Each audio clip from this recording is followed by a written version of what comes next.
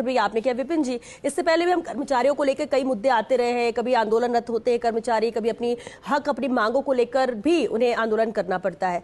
अभी अगर बात करें मौजूदा स्थिति की, दो सवाल मेरे आपसे रहेंगे, क्योंकि हर बार कर्मचारियों के लिए भी कुछ ना कुछ देती है सरकार। ये बात अलग है कि जो ज्यादा जरूरत है कर्मचारियों को लगता है उसकी घोषणा नहीं हो पाती और कई बार संघर्ष भी करना पड़ता है। पिछले बजट में जो कुछ कहा गया, क्या आपको लगता है कि उससे संतुष्ट है आप लोग और उस कर्मचारियों को के लिए जो सोचा जा रहा है वो किया जा रहा है? दूसरा, इस बार सबसे बड़ा अहम मांग के तौर पर कहें या कर्मचारियों के फायदे के तौर पर क्या लगता है आपको बजट में होना चाहिए?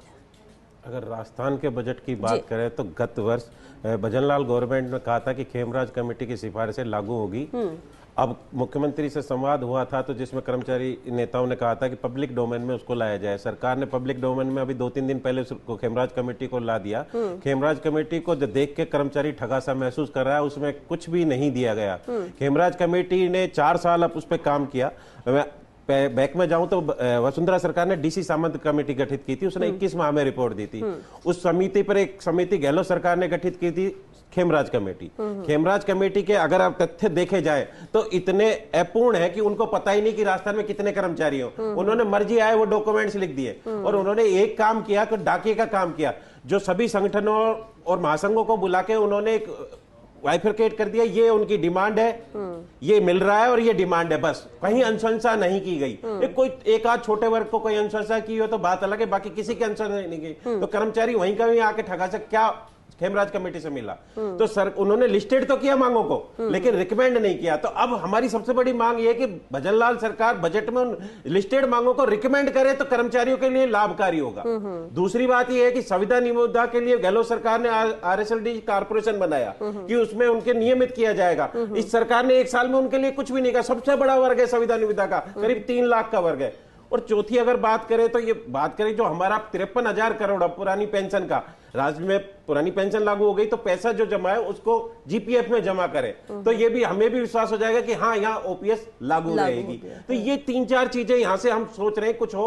शिक्षा में इंफ्रास्ट्रक्चर डेवलप्ड हो, भर्तियों का कैलेंडर जारी करें, मेन बात ये है। और दूसरी ओर पदोन्नतियां नहीं हो रही विभाग में, 5-5 साल से पदोन्नति नहीं। शिक्षा विभाग 5 लाख का वर्ग है, 5 साल से पदोन्नतियां नहीं है, जिसमें कुछ भी नहीं करना, पैसा ले रहा है कर्मचारी।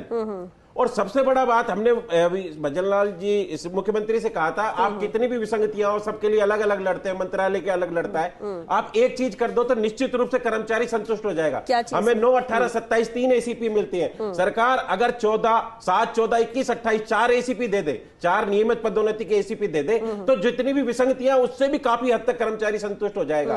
तो उम्मीद ये कर रहे हैं सरकार से। क्या आप लोगों का संवाद हुआ, क्योंकि मुख्यमंत्री हर वर्ग से संवाद कर रहे थे बजट से पहले, ताकि बजट में बैलेंस बजट हो और सबकी मांगे और जो जरूरतें वो समझ में आ सके, उससे सम्मिलित किया जा सके। तो क्या कर्मचारी वर्ग का भी संवाद हुआ? निश्चित रूप से संवाद हुआ, काफी लंबी मीटिंग हुई। उनके सामने हमने यही रखा कि विसंगतियां तो काफी है। अगर 7, 14, 28 अगर सरकार गवर्नमेंट दे देती है हमें ACP, 4 पदोन्नति के पद लाभ दे देती है तो हमारी करीब 70 से 80% हमारी विसंगतियां खत्म हो जाएंगी। बात रही केंद्र सरकार की, केंद्र सरकार 8वां वेतन आयोग लागू कर रही है। केंद्र से हमारी 2 ही मांगे थी, 8वां वेतन आयोग लागू करे और देश भर में OPS लागू करे। राजस्थान में तो OPS मिल गया लेकिन देश का कर्मचारी अभी OPS की ओर देख रहा है। 8वां वेतन आयोग लागू कर दिया सरकार ने।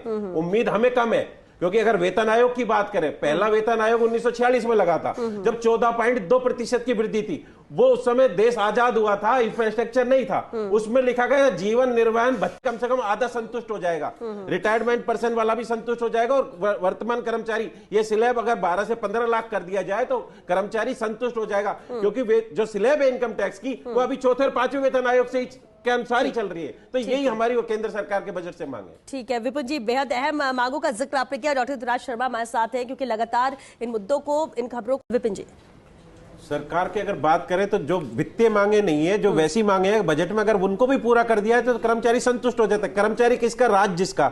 और ये जो सरकारें बदलती है एक दिन में नहीं बदलती। कर्मचारी सरकार की नीतियों को गांव ढाणी तक लेके जाता है। जब कर्मचारी संतुष्ट नहीं होगा तो उसकी नीतियों को लेके नहीं जाएगा तो 5 साल में निश्चित रूप से कर्मचारी भी वो कहेगा नहीं सरकार अच्छी नहीं है। तो गांव में जहां जा रहा है तो रिसेस पैदा होगा, सरकारें रिपीट नहीं होती। तो पहले साल से ही उनको ध्यान रखना पड़ेगा। जी जी, गजेंद्र जी। निश्चित तौर पे मैं आपको बता